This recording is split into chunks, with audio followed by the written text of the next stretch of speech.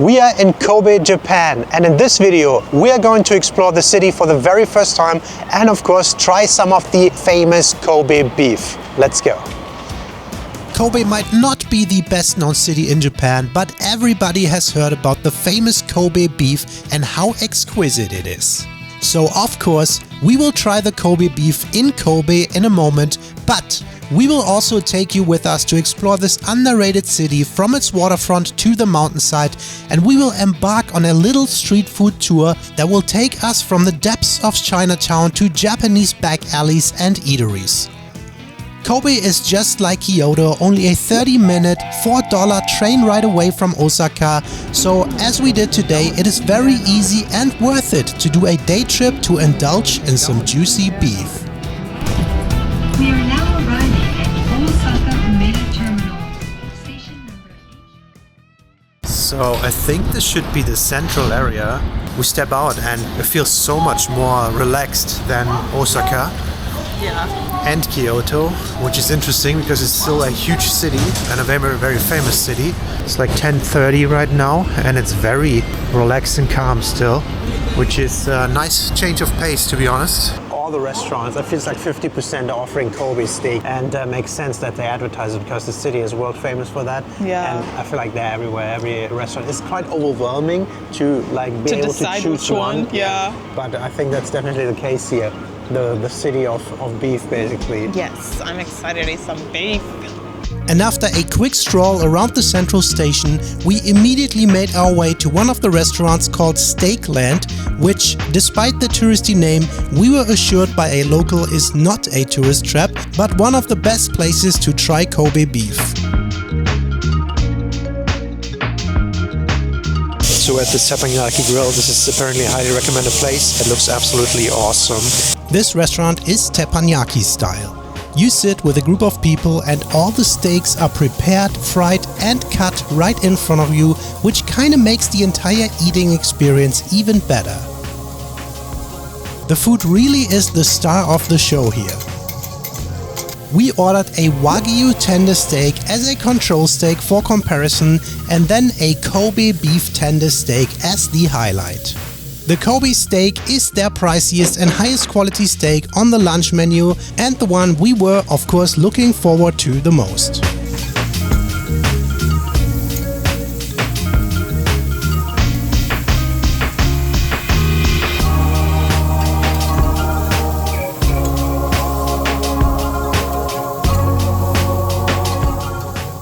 Are you ready? Should we go for the Kobe first? No, I think we should start with the other one. This is the Wagyu tender. So this is the Wagyu tender. We ordered it medium. Let's see. It's probably the most expensive meat I've ever eaten. It's so tender. So soft, wow. Very soft, comes apart in your mouth, like they say, it melts. Look dude, it's so red on the inside. Very juicy, a lot of oil. I love it. What I love is you always get a miso soup with your lunch stuff, and it's so nice and refreshing. Let's do the Kobe. Let's do the Kobe, man. Stop it. What is he doing? No, we gotta build up to this. Look at this. Yeah, I need this like. All right, we got some thing. bean sprouts, we got some chips, we got some pickles, we got a salad. Let's get to the good stuff, please. Pick it up. Pick up your fattest piece. So here it is.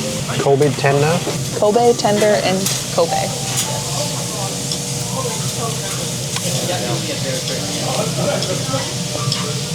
Oh my god, it's definitely fatter, definitely bigger chunks of meat. Dude, that is amazing. I think it's very similar to the Wagyu, just even more tender, even softer. Yeah, so soft. It feels even almost raw on the inside, but very soft like a tuna. It melts in your mouth. We ordered it medium. I would say this is probably medium rare. Yeah, it looks a little more medium rare, which is what I prefer. But all he did was salt, pepper, seasoning, and just throw it on the grill with butter. It doesn't need anything crazy. You don't need to drench it in barbecue sauce or anything. And it's so good. Wow. For me, this is also the first teppanyaki experience I had, kind of, aside from the okonomiyaki. So I like that. You see all the different cuts of meat being prepared right in front of you. This is amazing. This is really nice. It cools out quickly, so you better eat it fast. But damn. I usually like to eat my fillers first and end on the best parts, whereas Deana had all her meat eaten already, which makes me curious. Let us know which way you would do it. Would you like me to have that last piece of Definitely not. I love you, but but there he are loves boundaries. his meat more. Last piece, I'm sad. He would never. It was amazing, but now I'm also sad. Also, the last piece, a little more cooked if you let it sit there for a while. Definitely keep cooking on the inside. A little cold, so kind of like the first pieces were the best. Maybe you need to eat the meat first, but then you hand on all the fillers. It's a catch-22. What do you do? So while we drink our coffee, we were talking about how the Kobe is just a little more tender. It was just like juicier a bit. Yeah, I thought this might be just a consistency thing, the meat, right?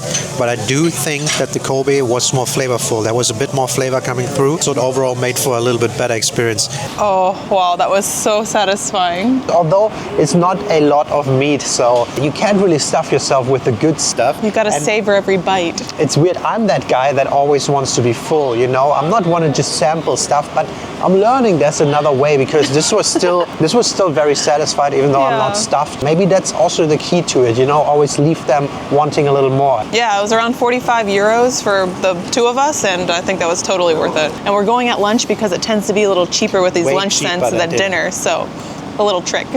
Yes. Here, the whole streets are dedicated to Kobe beef. Kobe Beef Street, Muria. Guys, if you like food videos or travel videos, we're doing this every week. We're going around Japan now. Next stop is going to be Tokyo. And if you like these kind of videos, please consider subscribing and supporting us. Would be amazing. Thank you. Thank you.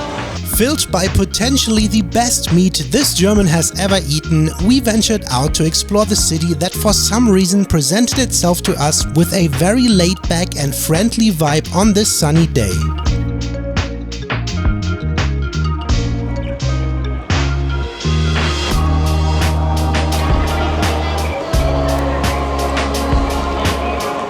We found the city center, the shopping street, the one with the roof, always with a roof. I love that. Yeah, I like that too. It seems to be the common layout through the Japanese cities that we've seen, which is perfect for any weather type. So far, my first impression of Kobe is pretty awesome.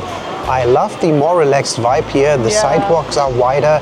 It feels very clean, very well put together. Yeah. And it's just a little more relaxed than Osaka. Osaka kind of sucks energy out of you a bit because the commuting times to and from the stations and through all these stations. Everyone's in a rush all the time. Everyone's it feels in a like. rush, man. Everybody's working late. Everybody's late for the next business meeting. Yeah, and then in comparison to Kyoto, Kobe is way, way more chill and less tourists and less people, and it just feels so nice. And the areas that are not the old, beautiful Kyoto, I think Kobe is definitely more beautiful than Kyoto. Yeah, I love the mountains, and we're about to go see the water, so I'm curious how that looks. These side streets, they just pop up and they look awesome. I think back there, somewhere, is where Chinatown of Kobe is supposed to start. Kobe has a beautiful Chinatown section with plenty of food and goodies, so we didn't have to walk for long before finding more snacks to try.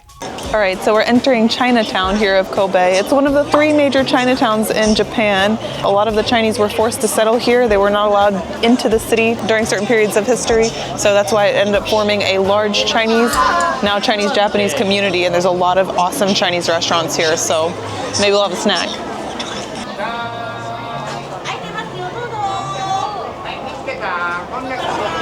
我们要一个。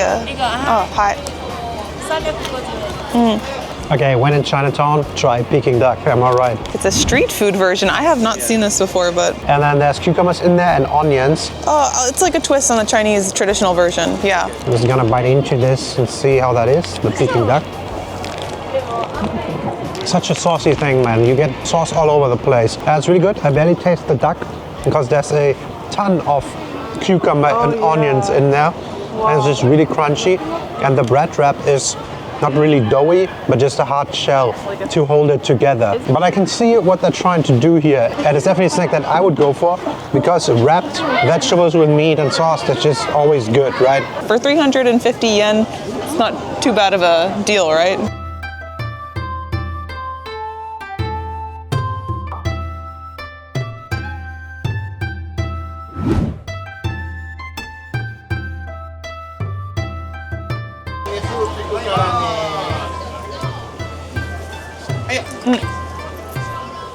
Okay. Arigatou gozaimasu. Look how cute. All right, so we have some more Chinese street food here in Chinatown. We've got this cute little hedgehog looking thing and then a sesame bun. I'm assuming this is filled with something. Here they are, look at them. They're so cute. So we're just gonna give them a try. I don't wanna bite him. Kill him. But, oh, crunchy. It's a deep fried, breaded with custard filling inside. Wow. Is that something Phil might like? That's something Phil would definitely like. Let me eat another piece of the butt before Phil eats it all.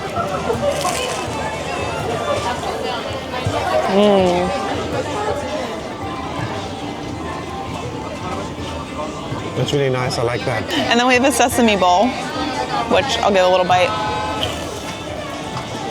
Oh, what the hell is that? Filled with red bean paste.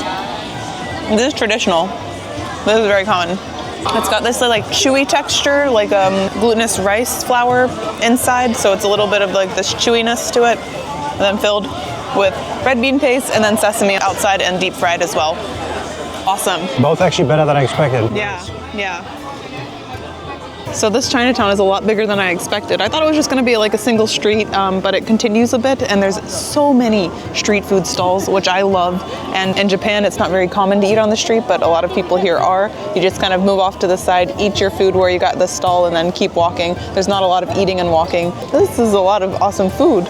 Yeah, and this is the center of the Chinatown area, I think. There's this little square here with a little shrine, and they have some nice animal statues in front of it too. And to be honest, it being this busy, it still doesn't feel too hectic. Yeah, it's not crazy packed. There's definitely plenty of room to like walk around. Maybe there's something in the Kobe beef here that everybody consumes that makes you just a little more chill. Maybe it's the time of the day, but I like it. So far, so good.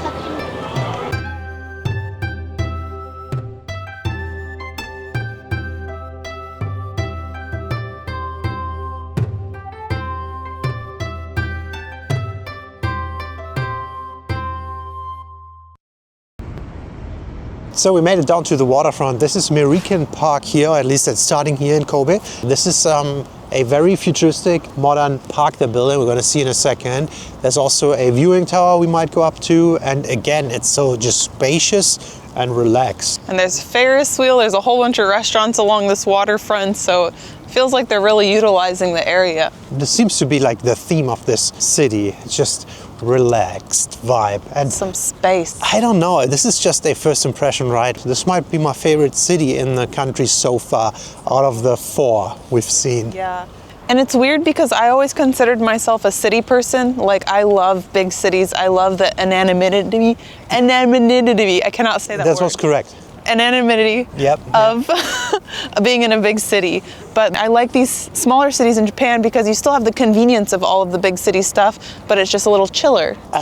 Calling Kobe here a small city, this is part of one of the biggest metropolitan areas in the freaking world of like 24 million people. But Kobe itself is definitely way chiller than Osaka and Kyoto, which are kind of like right attached to the city.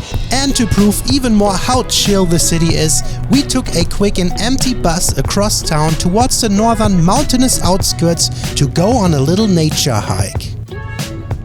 We could just get up to the northern part of the city, and every time you go through some train station, it's a bit of a maze. You go in there and there's so many different arrows leading you in certain ways, and you never know which one is the right one, and we just want to go cross through it, and we had to go downstairs through a parking lot here on the street, and then it looks like the path starts here, but Start up the path. it's always a bit of a figuring a maze out to cross these stations. Hitano Michitre, no Biki Falls. Restroom that way. Let's go over here.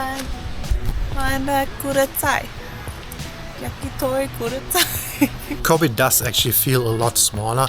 They have this new bus line. It's a loop line that goes all around the city, and you can reach basically most points in the city from that loop line in minutes. And it just brought us up here to the northern end, and it just took 15 minutes or so from the harbor, actually 25. And the nice thing is, this was the first time we could pay with credit card or just phone tapping Google Pay on the bus. So that's very nice. Yeah, but Japan is coming up with new technology.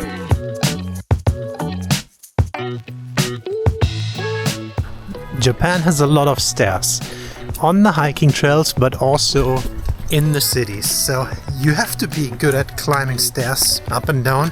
They often have elevators too, but not always. So I think it's a big advantage if you're a little fit and can do that. Maybe that's why they're all so skinny, you know, they eat small portions, but they also have to walk a lot and stairs a lot. Yeah. I also love how you can be in a very big city and then just go out like 10 minutes, 20 minutes and you're in nature. I really enjoyed the Hiroshima island trip to Miyazaki. What was the island name? God damn it. Miyajima Island. If you haven't seen the Hiroshima video, that was very nice. Check that out. This hike to Nunobiki Falls and Mountain Reservoir was short but steep and enjoyable. Barely out of the station, you are immediately in very deep forest, hiking up the mountain along the river. And during the hike, there are great views of Kobe and the ocean, as well as plenty of things to discover. By the way, this is the sign for temple in Japan and other countries, I think, as well. You see it everywhere on every temple and also on Google Maps even. It's a marker for temple. So you see that a lot. That means temple. And a lot of like secret little pathways to discover all of these things. Dude, it totally feels like Jurassic Park. Don't The touch it. velociraptors are on that side.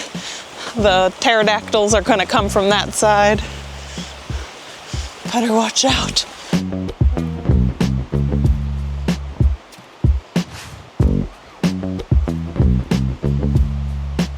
So, Sugoi, this is quite nice and peaceful. I think there's a hike around this, so we could hike all the way around if we wanted to. And you see some cherry blossom trees blooming. The colors are still here. I bet in autumn this looks epic though, with the change of the colors for the trees. That's a problem. See if we find a vending machine.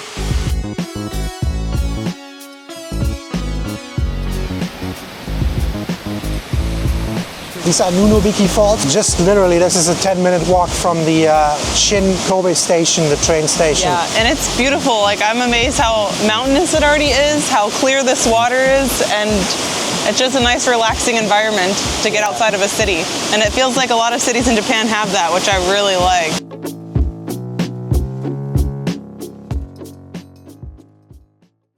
Before we end the day in some authentic Japanese back alley restaurant, we stumbled upon this cute park on our way towards the city. The cherry blossoms were blooming, people all around were loving it, and so did we.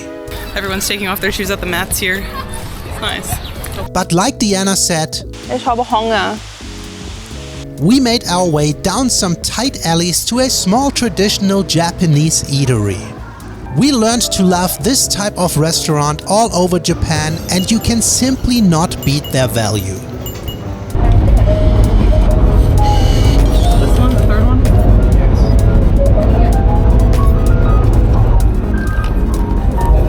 One food coupon.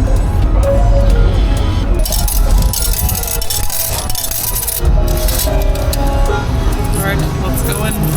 This is literally one of these back alley restaurants where you just squeeze in. The door's right behind us. You can barely walk through behind me. Sitting on these stools, my knees are already touching the wall. It feels very authentic. Just need a bit of core strength.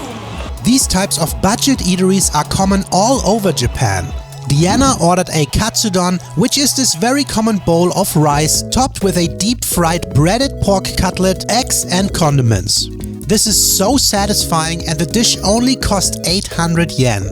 I ordered a chicken nanban bowl, which is also a bowl of rice topped with some crispy chicken with a homemade type of tartar sauce, which kind of resembled an egg salad, also for just 800 yen. So we came to this small restaurant, and it's just a little bar. It's a single bar, and you just kind of pay with the vending machine ahead of time, and you sit there. There's about 10 seats total.